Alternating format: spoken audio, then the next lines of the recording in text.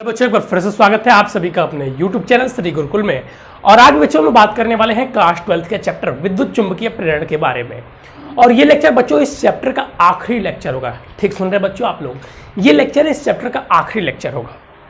इसके बाद से हमारा ये चैप्टर समाप्त हो जाएगा। फिर हम लोग को पढ़ना है प्रत्यावर्ती धारा, 3-4 लेक्चर का वो चैप्टर होगा। और 1 से 2 लेक्चर का होगा आपका विद्युत चुंबकीय तरंगे। आपका भाग 1 पूरा समाप्त हो जाएगा। और वास्तव में बात की जाए तो आपका 70% फिजिक्स समाप्त हो जाएगा बच्चों इन 2 चैप्टर के साथ। ये चैप्टर में बच्चों कल हम लोगों ने पढ़ा था क्या? कल हम लोगों ने पढ़ा था सर प्रेरकत्व, जिसमें हम लोग पढ़ा था स्वप्रेरण। हम लोगों ने कल स्वप्रेरण पढ़ा था।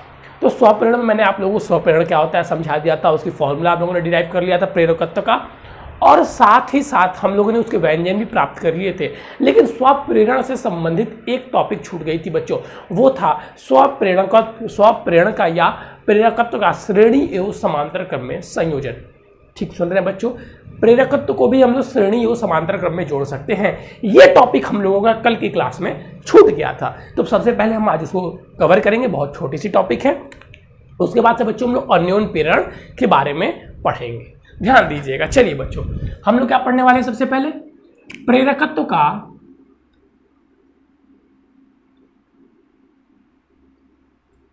का श्रेणी एवं समांतर क्रम में संयोजन।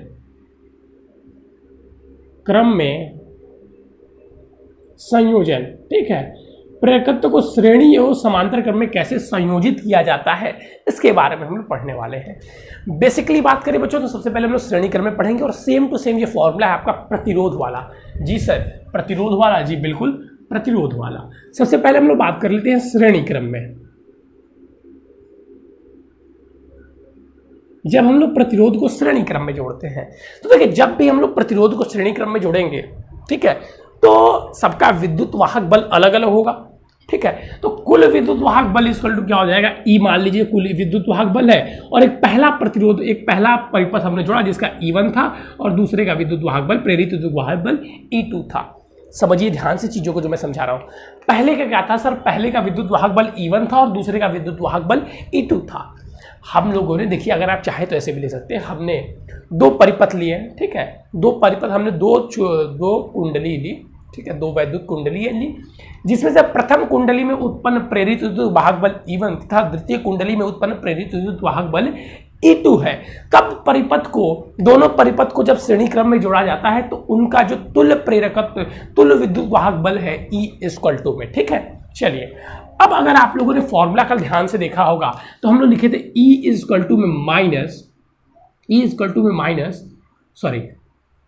L में माइनस E अपॉन में di/dt। शायद मैं सही हूं जी, बिल्कुल सर आप सही हैं। तो E क्या हो जाता था बच्चों? E हो जाता था सर L इंटू में di/dt। यहां तक किसी को कोई कंफ्यूजन है? नहीं सर, यहां पर ध्यान दीजिएगा।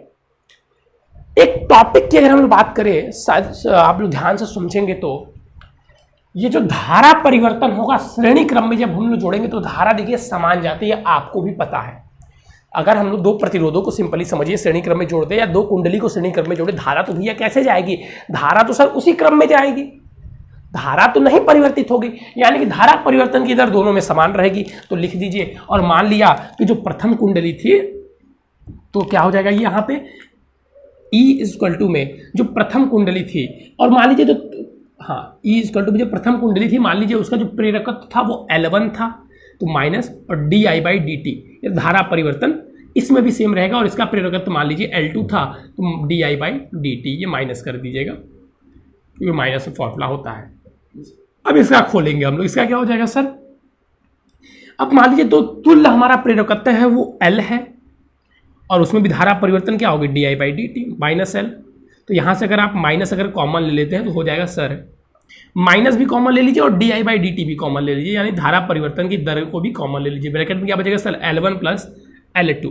ये माइनस से माइनस गया, D I by D T से D I by D T गया, L इज इक्वल टू में हो गया L1 प्लस L2। बेसिकली आपको इसका फॉर्मूला ही याद रखना है। तरीका बहुत इजी है बच्चों, बस आपको विभव दोनों को बराबर करने हैं। ये तुल्य विभव बराबर हो जाएगा, फिर ये फॉर्मूला निकालकर आपको यहाँ पर रख देना है। तो आप दो अगर प्रेरकत्व को दो कुंडली को जिनका प्रेरकत्व L1 L2 है, अगर उनको श्रेणी क्रम में जोड़ते हैं तो तुल्य प्रतिरोध आएगा, वो आएगा L equal to L1 plus L2। L equal to L1 plus L2। अब चीजें आपको खुद से समझने का प्रयास करना होगा। जो चीज़ें पीछे पढ़ाई जा रही हैं उनको देखे होंगे अगर, तो चीज़ें समझ में आएंगी। और जो बच्चे ऐसे ही बस घूमते फिरते आ जाते हैं देखने वीडियो को, कभी आए कभी नहीं आए, कभी पढ़े कभी नहीं पढ़े, निश्चित ही उन्हें समस्याएं होंगी। उनको लगेगा फिजिक्स बहुत टफ है। लेकिन अगर जो फिजिक्स को समझना स्टार्ट कर दिया, जो फिजिक्स को समझने का प्रयास करने लगा, उसके लिए फिजिक्स बहुत मनोरंजक कार्य है, बहुत मनोरंजक कार्य है। सबसे बेस्ट सब्जेक्ट अगर बात की जाए तो फिजिक्स ही है बच्चों। फिजिक्स और मैथ दो सबसे बेस्ट सब्जेक्ट है। कुछ नहीं पढ़ना है, बस क्लास करो, चीज़ें समझ जाओ, तो उसके बाद से घर पे भी पढ़ने की बहुत ज़्यादा आवश्यकता नहीं पड़ती है, रटने की बहुत ज़्यादा आवश्यकता नहीं पड़ती है। चलिए, ये था श्रेणी क्रम में। अब हम लोग बात कर लेते हैं समांतर क्रम में। जाहिर सी बात है, तो चलिए सर इसको अब हम लोग लिख लेते हैं समांतर क्रम में। अब देखिए, याद करिए, दो अगर हम लोग कुंडली को समांतर क्रम में जोड़ेंगे तो उनके बीच विभव तो भैया सेम होगा, क्योंकि दो बिंदुओं के बीच का जो विभव होता है वो क्या होता है, सेम होता है। लेकिन जो धारा होती थी प्रतिरोध वाले से भी अगर आप याद करेंगे, जो धारा होती थी वो भिन्न होती थी। तो समांतर क्रम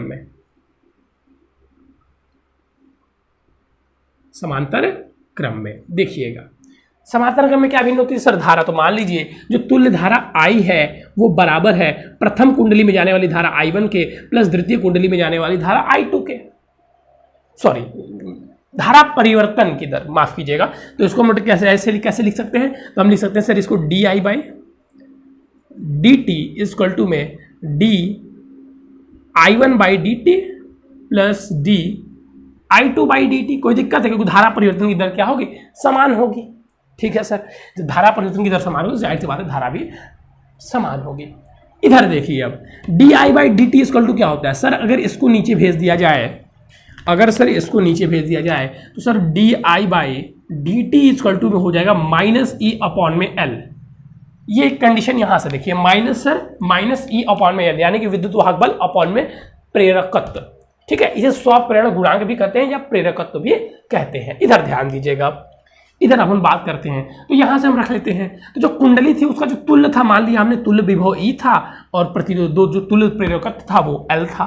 तो इधर क्या हो जाएगा सर, इधर अगर आप ध्यान देंगे तो d1 बाई डी टी का हो जाएगा E1 minus E1 by L1 और माइनस E2 बाई L2।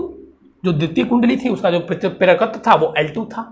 ठीक है, चलिए तो देखिए, माइनस अगर कॉमन ले लेंगे, माइनस ई कॉमन ले लीजिए, यहां से आप क्या कीजिए, माइनस ई कॉमन ले लीजिए, क्या बचा sir 1 by L equal to में माइनस ई कॉमन लेंगे सर 1 बाई अपॉन में L1 प्लस 1 अपॉन में L2, माइनस ई से माइनस ई कट कर दीजिए, तो 1 अपॉन में L1 इक्वल टू में 1 अपॉन में L1 प्लस L2। अगर जाहिर सी बात की जाए तो सेम टू सेम प्रतिरोध की तरह ही आपको दिखाई दे रहा है, श्रेणी एवं समांतर क्रम दोनों में। जल्दी से इसको नोट कर लीजिएगा बच्चों, जल्दी से इसको नोट कर लीजिएगा।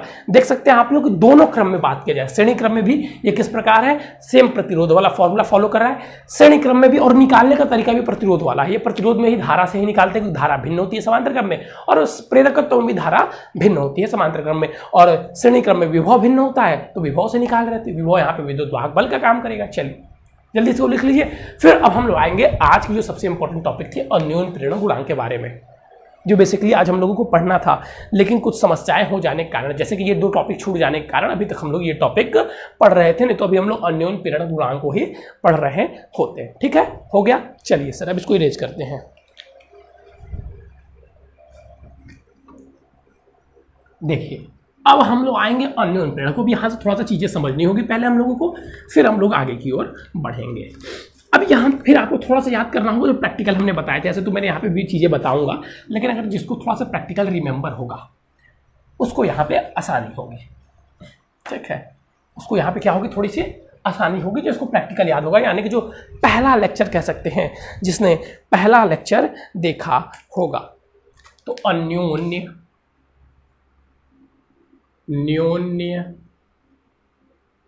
प्रेरण। अब देखिए, चलिए इधर आ जाइए पहले। हम लोगों ने जब प्रैक्टिकल देखा था, यानी कि प्रयोग देखा था, तो प्रयोग एक हम लोगों ने देखा था, याद है, कुंडली ले जा रहे थे, चुंबक ले जा रहे थे, वैद्युत फ्लक्स परिवर्तन कर रहे थे, उसी कुंडली में धारा प्रेरित हो रही थी। ठीक है सर, देखा था।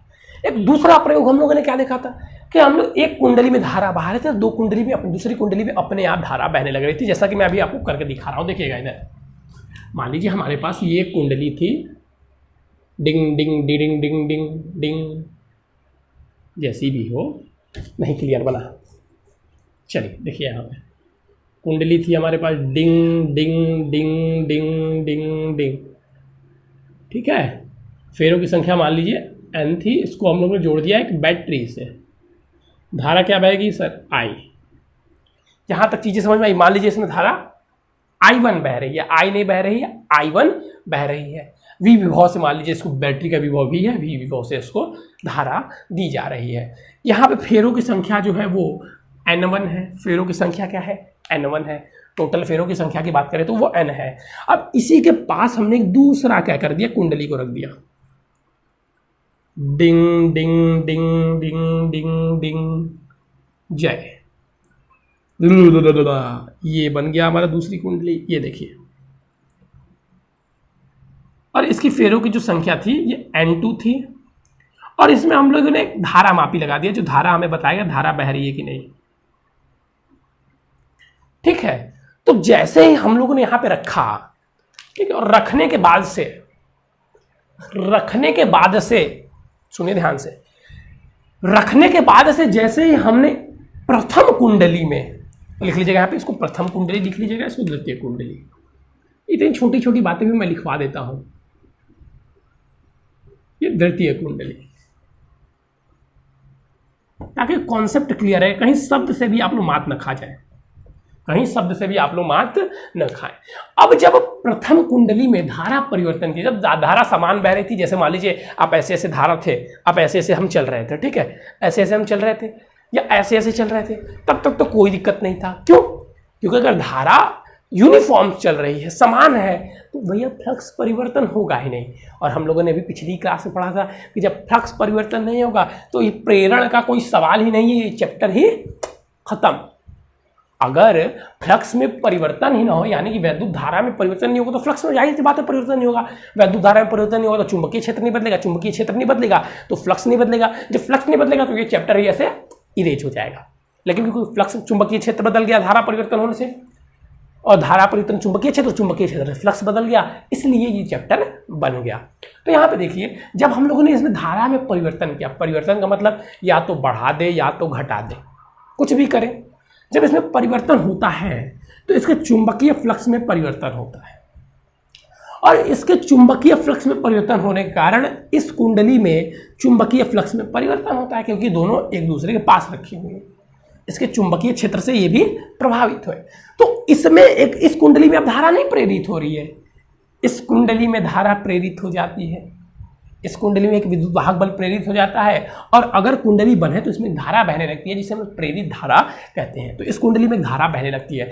अब अगर आपसे बात की जाए कि धारा किस दिशा में बहेगी बच्चों, सर धारा, जी सर धारा किस दिशा में बहेगी, सर याद करने दीजिए, सर नहीं पता, आप ही बता दीजिए, सर किस नियम से बताएं। अरे आपने फैराडे का द्वितीय नियम पढ़ा था कि कारण, प्रेरित वैद्युत धारा उसी कारण का विरोध करती है जिससे वह स्वयं उत्पन्न होती है। तो देखिए, इधर धारा किधर बह रही है, I1 इधर की ओर बह रही है, ऐसे आएगी तो I2 उल्टा, कहानी खत्म। तो इसमें धारा क्या बह रही है, I2। अब बात होता है सर कि कितना प्रेरण हो रहा है, किसके कारण प्रेरण होता है, तो इसमें भी एक अन्योन प्रेरण गुणांक होता है, जैसे कि उसमें प्रेरकत्व हो रहा था, जिसके कारण चीजें हो रही थी। तो यहाँ पर भी हम लोग चीज़ें उसका फैक्टर निकालेंगे, गणितीय रूप निकालेंगे। तो सबसे पहले हम लोग को जानना होगा अन्योन प्रेरण गुणांक होता क्या है। तो आप लोग इसको देख के ही समझ गए होंगे कि जब दो कुंडली एक दूसरे के निकट रखी जाती हैं, लिख लीजिएगा भैया, जिसको लिखना होगा परिभाषा लिख लेंगे अन्योन प्रेरण गुणांक की। यदि दो कुंडलियों को पास पास रखकर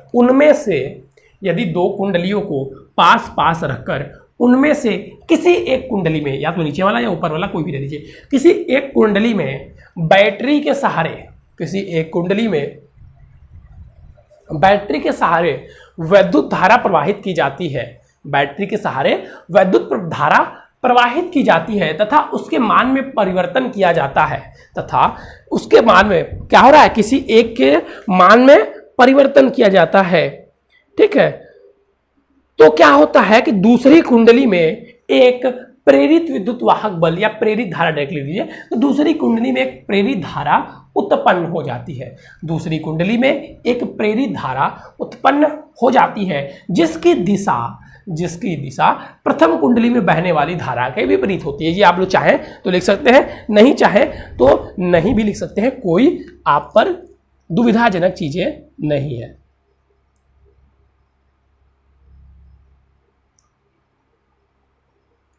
चलिए, दूसरी कुंडली में एक प्रेरित विद्युत वाहक बल उत्पन्न हो जाता है और विद्युत चुंबकीय प्रेरण की इस घटना को ही क्या कहते हैं, अन्योन प्रेरण कहते हैं। अब यहां पे ध्यान दीजिएगा, इसको एम से डिनोट करते हैं, इसको एम से डिनोट करते हैं। कुछ बच्चे कहेंगे सर आप नहीं लिखे, भाई यहाँ पे लिखने वाला कोई चीज था ही नहीं, मैं फिर से बोल देता हूं, ध्यान दीजिएगा। जब दो कुंडलियों को एक दूसरे के पास पास रखकर उनमें से किसी एक कुंडली में बैटरी की सहायता से वैद्युत धारा प्रवाहित की जाती है तथा उसके मान में परिवर्तन किया जाता है, तो द्वितीय कुंडली में एक प्रेरित विद्युत वाहक बल उत्पन्न हो जाता है, तो द्वितीय कुंडली में एक प्रेरित विद्युत वाहक बल उत्पन्न हो जाता है और प्रेरित विद्युत वाहक बल उत्पन्न हो जाता है, और यदि कुंडली बंद हो तो उसमें एक धारा बहने लगती है जिसे हम लोग प्रेरित धारा कहते हैं। विद्युत चुंबकीय प्रेरण की इस घटना को ही क्या कहते हैं, अन्योन प्रेरण कहते हैं। विद्युत चुंबकीय प्रेरण की इस घटना को ही क्या कहते हैं, अन्योन प्रेरण कहते हैं। ठीक है, कोई दिक्कत नहीं सर, कोई दिक्कत नहीं है। तो ये तो भैया आ गया अन्योन प्रेरण। अब जैसे वहां पे हम लोगों ने स्वप्रेरण गुणांक को फॉलो किया था, उसका हम लोगों ने क्या निकाला था, अन्योन प्रेरण गुणांक निकाला था, तो यहां पे भी क्या आएगा, अन्योन प्रेरण गुणांक या अन्योन प्रेरकत्व गुणांक या अन्योन्य प्रेरकत्व। ठीक है, यहां पे भी निकालना आवश्यक है। जी सर बिल्कुल, निकालना तो आवश्यक है, निकालना 100% आवश्यक है। कैसे निकालें, सेम टू सेम वही चीजें रहेंगी। वहां पे क्या हो रहा था कि कुंडली में प्रवाहित धारा कुंडली के फ्लक्स ग्रंथिकाओं यानी कि जो कुंडली के फेरों की संख्या थी और चुंबकीय फ्लक्स के गुणनफल के अनुक्रमानुपाती होता था। किसमें, स्वप्रेरण में। इसमें भी सेम चीजें वही हो गई। प्रथम कुंडली में प्रवाहित धारा I1 द्वितीय कुंडली के फेरों की संख्या तथा उत्पन्न चुंबकीय फ्लक्स के गुणनफल के अनुक्रमानुपाती होगी। सेम वही चीजें रहेंगी बच्चों। क्या बोल रहा हूं मैं, फिर एक बार ध्यान से सुनिएगा कि प्रथम कुंडली में पहले लिख लेंगे, जैसे मैंने फिगर बनाया तो फिगर से आप देख सकते हैं। माना दो कुंडलियां एक दूसरे के आसपास रखी हैं। यदि प्रथम कुंडली फेरों की संख्या n तथा उसमें धारा V वोल्ट की बैटरी से उसमें धारा I प्रवाहित हो रही है, जिसके कारण द्वितीय कुंडली जिसमें फेरों की संख्या n है उसमें उत्पन्न चुंबकीय फ्लक्स φB2 लिख सकते हैं या φB है, φB2 ही लिखेंगे, φB लिखना अच्छा नहीं रहेगा, φ2B करके वहां पे हम लोग लिख देंगे। ठीक है, जिसके कारण उत्पन्न उसमें φ2 है चुंबकीय फ्लक्स। ठीक है, तो आगे चीजें जो हम लिख रहे हैं वो लिखेंगे। तब इस स्थिति में क्या हो जाएगा कि अन्योन प्रेरण गुणांक, ठीक है, तो प्रथम कुंडली में प्रवाहित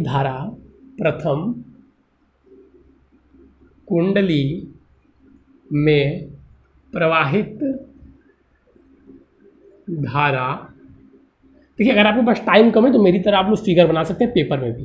प्रथम कुंडली में प्रवाहित धारा I1 द्वितीय कुंडली की फ्लक्स ग्रंथिकाओं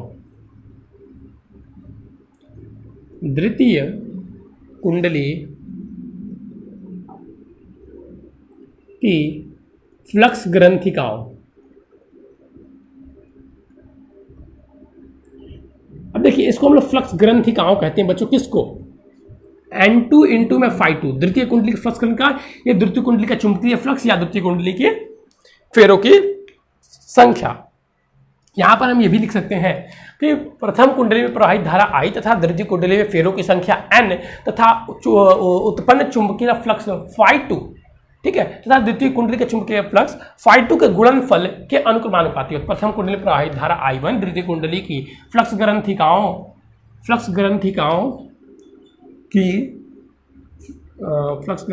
के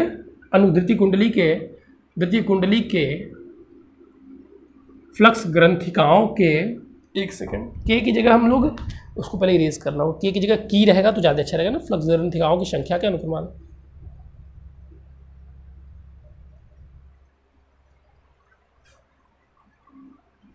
ठीक है, तो प्रथम कुंडली में प्रवाहित धारा I1 द्वितीय कुंडली की फ्लक्स ग्रंथिकाओं की संख्या के अनुक्रमानुपाती होती है,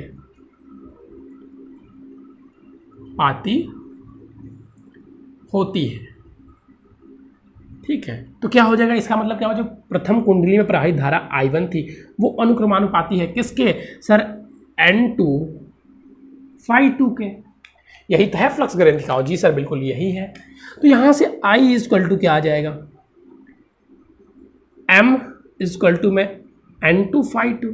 कैसे सर, M अनुक्रमानुपाती नियतांक है और यही M क्या है, अन्योन्य प्रेरण गुणांक है। यही M क्या है, अन्योन्य प्रेरण गुणांक है। तो यहां से M इक्वल टू हम लोग क्या लिख सकते हैं सर, लिख सकते हैं N2 φ2 अपॉन में I1। यहाँ पे देखिए I1 मैंने लिखा, गलत हो जाएगा। अब चीजें हम लोग क्या और इसको सर परिवर्तन कर सकते हैं, बिल्कुल एक फॉर्मूला तो हो गया। अब इसको हम एक संदर्भ में और कर सकते हैं, कैसे सर, पहले यहां तक नोट कर लीजिए। फैराडे के द्वितीय प्रथम नियम के अनुसार अब इसको भी हम लोग करेंगे, कैसे वो मैं आपको करके दिखा रहा हूं, सिंपल जैसे कल किए थे वैसे ही। पहले इसको कर लीजिए।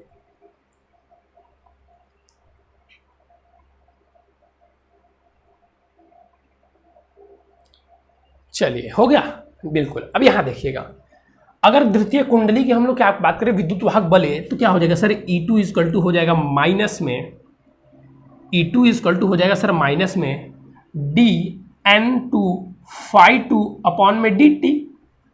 फैराडे के प्रथम नियम के अनुसार यही चीजें होंगी कि नहीं होंगी, जी सर बिल्कुल यही चीजें होंगी। तो क्या हम यहां से देखिएगा N2 φ2 की जगह क्या रख सकते हैं sir, N2 φ2 equal to MI1 रख सकते हैं कि नहीं रखते हैं, बिल्कुल रख सकते हैं। तो देखिए यहां से हम रखते हैं E2 इक्वल टू में माइनस और M2 कहाँ यहाँ पे आ गया, यहाँ पे तो M है ना, MI1, क्योंकि M क्या है, कांस्टेंट है, और MI1 अपॉन में dt। अब क्योंकि M कांस्टेंट है तो M तो बाहर आ जाएगा sir, E2 equal to minus MdI1 upon में dt। ये धारा कौन सी है, प्रथम कुंडली में परिवर्तित धारा है। तो यहां से अगर M इक्वल टू हम सिंपली निकालें तो क्या हो जाएगा सर, माइनस E2 अपॉन में di/dt। ये देखिए, ये फैराडे के रूप में हो गया। ये दो फॉर्मूले आपको यहां से याद रखने होंगे। ये फॉर्मूला क्या कहता है कि जो अन्योन्य प्रेरण गुणांक M है वो द्वितीय कुंडली के प्रेरित विद्युत वाहक बल E2 बटे प्रथम कुंडली में परिवर्तित धारा परिवर्तन की दर के अनुपात के बराबर होता है। ठीक है, तो दो फॉर्मूला यहां से आपको याद रखने होंगे, ये हो गया बच्चों आप लोग का अन्योन्य प्रेरण गुणांक। अब बातें आती है, पहले इसको कर लीजिए फिर हम लोग पढ़ेंगे। जैसे हम लोग उसमें पढ़े थे, इसमें प्रणालिका में एक पढ़ना है कि दो समांतर प्रणालिकाओं में अन्योन्य प्रेरण गुणांक, ठीक है। और उसके बाद से एक लास्ट टॉपिक पढ़ना है भंवर धाराएं, चैप्टर समाप्त। इसके बाद से इसमें कुछ नहीं पढ़ना है, जल्दी से इसको नोट कीजिए। चलिए सर, हो गया तो आइए हम लोग देखेंगे दो समाक्ष प्रणालिकाओं में अन्योन्य प्रेरण गुणांक। देखिए इसके लिए जो कल हम लोग कर रहे थे सेम टू सेम वैसे ही करना है। प्रणालिका का आपको फॉर्मूला पता होना चाहिए, क्या होता है सर प्रणालिका के चुंबकीय क्षेत्र का जो फॉर्मूला होता है sir, B equal to N mu Ni, जहां पे N क्या है सर, N प्रणालिका के फेरों की संख्या बटे प्रणालिका की लंबाई अपॉन में प्रणालिका की लंबाई, small n equal to sir N/L, capital N/L। बहुत बढ़िया, मैंने बोला वेरी गुड। फिर अगर बात की जाती है चुंबकीय फ्लक्स क्या होता है सर, चुंबकीय क्षेत्र और प्रणालिका है तो cos थीटा इक्वल टू 0 तो सर 1 हो जाएगा। चुंबकीय क्षेत्र हो जाएगा सर BA, चुंबकीय क्षेत्र क्या हो जाएगा BA। चलिए लिखते हैं हम लोग दो समाक्ष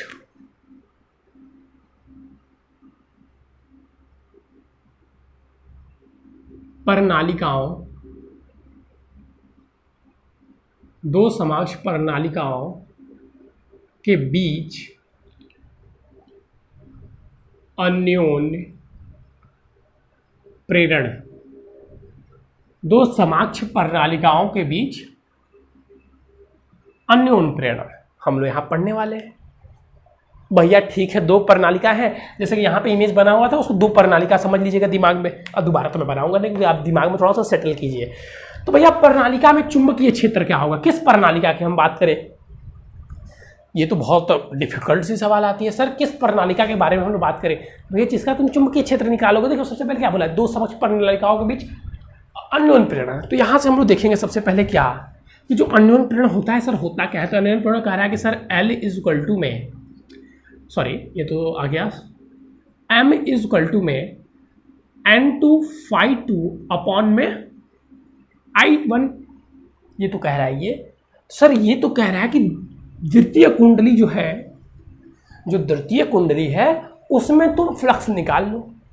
द्वितीय कुंडली जो है तो उसमें फ्लक्स निकाल लो। तो हम लोग यहाँ से चालू करते हैं, स्टार्ट करते हैं। सबसे पहला क्या, सबसे पहला स्टेप चुंबकीय क्षेत्र निकालना। और प्रणालिका में जो सर चुंबकीय क्षेत्र होता है, यानी कि B2 किसमें हम लोग निकाल रहे हैं, द्वितीय प्रणालिका में जो चुंबकीय क्षेत्र होगा वो क्या हो जाएगा सर, म्यू एन आई। जहाँ पे n क्या है सर, म्यू तो कांस्टेंट है, और n की जगह सर n/l, N2/l, क्योंकि n2 क्या है, यहाँ पे द्वितीय कुंडली की बात कर रही है तो द्वितीय कुंडली के फेरों की संख्या क्या है, n2 है। बना देता हूँ फिगर में तो आप लोग कंफ्यूज जाएंगे। ये देखिए प्रथम कुंडली है, ये देखिए ये n1 है, और ये इधर द्वितीय कुंडली है, ये N2 है।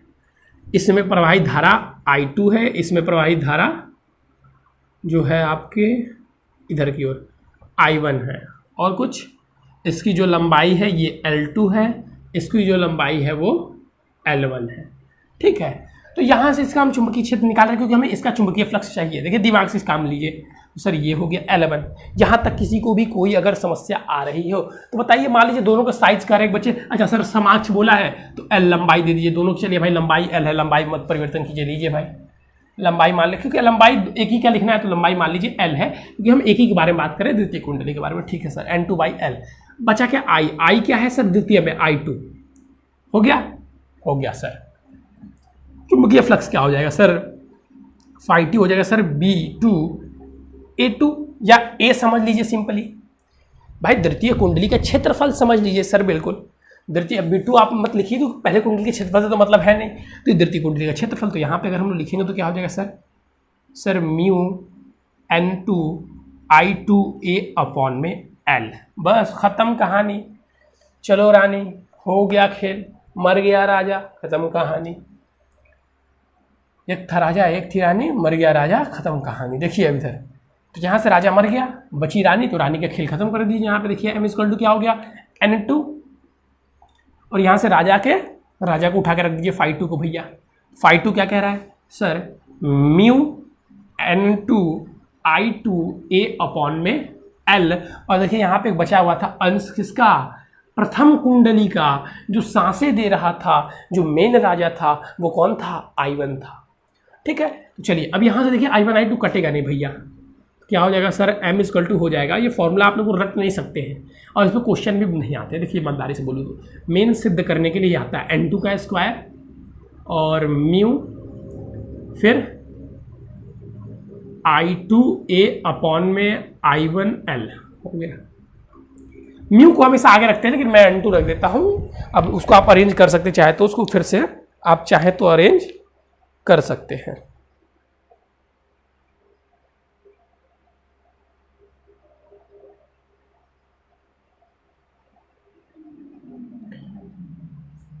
अच्छा अच्छा अच्छा अच्छा अच्छा अच्छा अच्छा अच्छा अच्छा अच्छा अच्छा अच्छा, ये भैया ये तो गलती हो गया ना रे बाबा।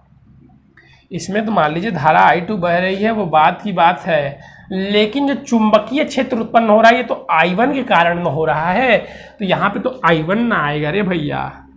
ये भैया ये तो हम ध्यान ही नहीं दिए ना, जो चुंबकीय क्षेत्र उत्पन्न हो रहा है वो तो I1 के कारण हो रहा है, ना कि I2 के कारण। I2 तो बह रहा है, लेकिन चुंबकीय क्षेत्र तो I1 के कारण उत्पन्न हो रहा है ना, सब जगह I1 आ जाएगा, तब तो एक चीज़ और आसान हो गई, I1 से I1 कट जाएगा, यहाँ पे नहीं बचेगा I1, यहाँ पे नहीं बचेगा ये कुछ ऐसा बन जाएगा, ये कुछ ऐसा बन जाएगा। और इसको हम और आसान करना चाहें तो हो जाएगा m n/l को, एक n/l को हम लोग क्या लिख सकते हैं सर, म्यू n n/a, ये भी लिख सकते हैं डायरेक्ट, हो गया। तो बेसिकली ये प्रूफ करने के लिए आता है। देखिए वहाँ पे गलती हो गई थी कि द्वितीय कुंडली में जो चुंबकीय क्षेत्र उत्पन्न हो रहा है वो किसके कारण उत्पन्न हो रहा है, तो सर वो उत्पन्न हो रहा है प्रथम कुंडली में बहने वाली धारा के कारण, प्रथम कुंडली में बहने वाली धारा के कारण। चलिए जल्दी से अब इसको आप लोग कर लीजिए। एक छोटी सी टॉपिक बची हुई है भंवर धाराएं, जिसको हम लोग करेंगे और इसको समाप्त करेंगे। चलिए तो हम लोग उसको भी कर लेते हैं और इसको समाप्त कर देते हैं इस चैप्टर को। फिर प्रत्यावर्ती धारा पढ़ना है, और प्रत्यावर्ती धारा एक बार कहूँगा कि प्रत्यावर्ती धारा प्लीज आप लोग देखिएगा, उससे आसान तरीके से कोई नहीं बताएगा, उससे आसान तरीके से अगर कोई बता दे तो फिर कहिएगा आप लोग, ठीक है। प्रत्यावर्ती धारा को उससे आसान तरीके से कोई बता ही नहीं सकता है कहीं भी। 3 चीज बताऊंगा, चैप्टर खत्म, प्रत्यावर्ती धारा। चल इधर देखिए, अब किसके बारे में बात करनी थी सर, भंवर धाराएं के बारे में। भंवर ये क्या होता है भैया, एक बिंदु मार लीजिए टपाक से। सर भंवर धाराएं, भंवर धाराएं ये क्या होता है, भ लिखे ना, ये म की तरह लग रहा है यार, भ हमारा थोड़ा सा डिस्टेंस बना के भंवर धाराएं। देखिए जैसे कि अभी तक हम लोगों ने पढ़ा, थोड़ा सा ध्यान दीजिएगा कि लेना पड़ेगा मार्कर, फालतू में रख दिया। जैसे कि अभी हम लोग देखा कि कुंडलियां हैं, धारा चुंबकीय फ्लक्स परिवर्तन करने से इसमें प्रेरित धारा उत्पन्न हो जाती है, ठीक है। इसी प्रकार देखा गया कि किसी परिवर्तित चुंबकीय क्षेत्र में, मान लीजिए कोई चुंबकीय क्षेत्र परिवर्तित हो रही तो जाहिर सी बात है चुंबकीय फ्लक्स परिवर्तन होगा।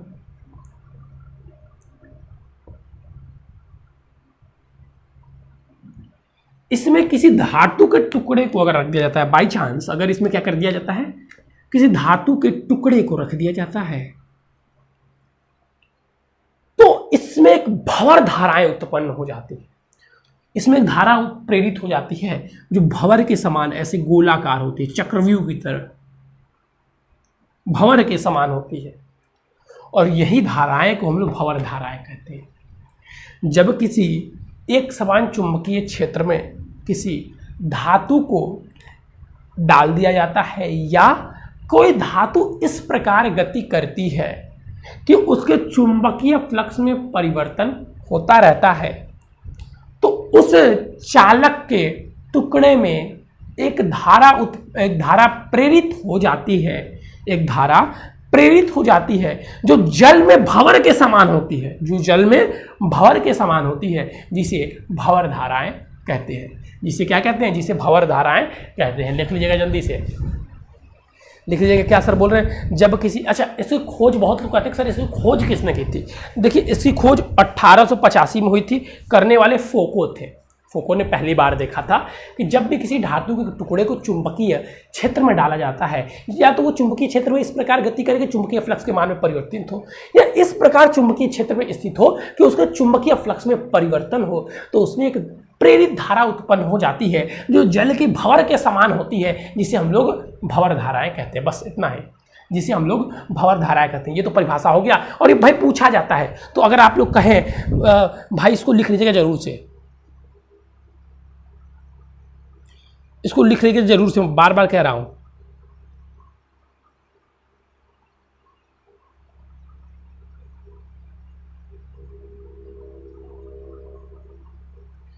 नहीं तो आप लोग कहिए तो भाई मैं लिख भी दूं, लिख ही देता हूं कि बहुत ज़्यादा इंपॉर्टेंट है, बहुत ज़्यादा इंपॉर्टेंट है, ठीक है।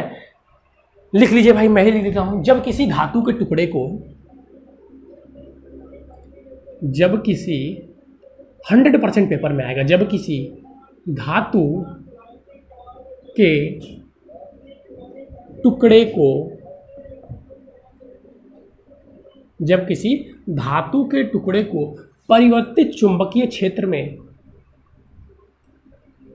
परिवर्तित चुंबकीय क्षेत्र में रखा जाता है, क्षेत्र में रखा जाता है या इस प्रकार गति करती है। जब किसी धातु के टुकड़े को किसी परिचित चुंबकीय क्षेत्र में रखा जाता है या टुकड़ा या वो चुंबकीय क्षेत्र में इस प्रकार गति करती है,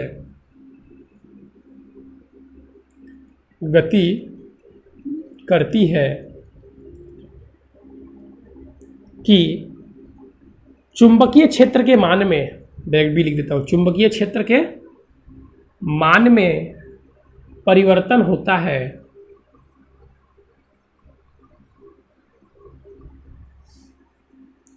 तो ऐसी स्थिति में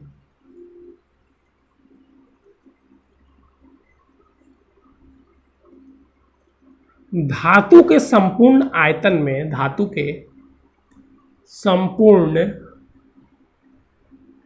में, धातु यहां पे इसको ब्लैक पेन से लिखिएगा, अगर पेपर में प्रश्न आएगा तो 100% ये पेपर में आएगा।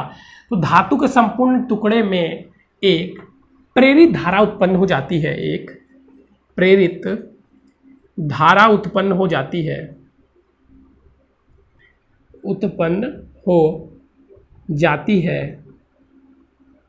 जिसे भंवर धाराएं उत्पन्न हो जाती है, जो जल में उत्पन्न भंवर के समान होती है, भंवर के समान होती है। इसे भंवर धाराएं कहते हैं।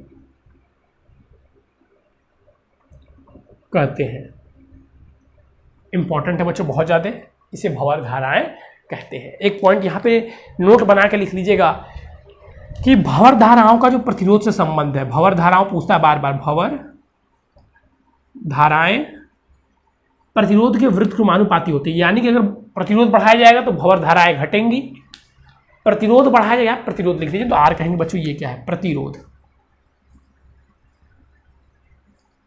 अगर आप प्रतिरोध को बढ़ाते हैं तो भंवर धाराएं घटेगी, प्रतिरोध घटाते तो भंवर धाराएं बढ़ेंगी, ये भी पूछा जाता है और ये बहुत बार पूछा जाएगा बच्चों, बहुत बार पूछा गया, इस बार भी पेपर में आएगा, बहुत इंपॉर्टेंट है।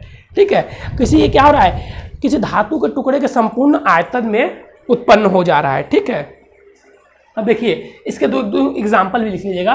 पहला, इसके सिद्धांत पर काम करने वाले प्रेरण भट्टी, और दूसरा ट्रेन की जो ब्रेक होती है जिसे हम विद्युत ब्रेक कहते हैं। हाँ, अरे सॉरी, बहुत महत्वपूर्ण पॉइंट लिखवाना भूल गया। अब आप लोग पूछेंगे सर ट्रेन की गति कैसे रुक जाती है, विद्युत ब्रेक कैसे? तो मान परिवर्तित होता है, तो ऐसी स्थिति में धातु संपूर्ण आयतन में एक धारा उत्पन्न हो जाती है जो चालक के गति का चलिए इसमें बचा हुआ था, गति का विरोध करती